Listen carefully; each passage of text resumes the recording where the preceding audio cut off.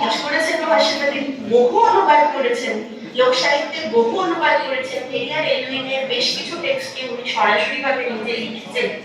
সেখানে মহারণ্যের পাশ থেকে যারা এই অঞ্চলের আদিম মানে আদিম প্রাণী এবং সেই অঞ্চলের যারা প্রাচীনতম অধিবাসী, তারা কেমন করে মহাজনদের হাতে না তখন তাদের মকাই সিদ্ধ বা ঘাটও খাওয়ার জন্য প্রয়োজন হয়ে পড়েছে ঢালা হয়।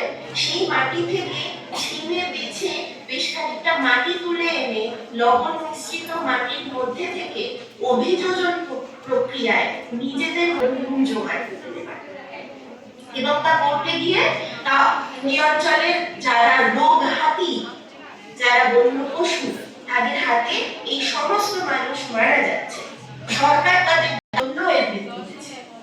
একবারও সরকার বলছে না যে এটা একজন মানুষের সাধারণ ভাতের অধিকার, নুনের অধিকার, তার বেসিক মূল্য অধিকারের মধ্যে আমাদের ক্ষেত্রে একটা বিশ্বের কাছে এই বিষয়টা একটা বেশ ডিমান্ডের ব্যাপার।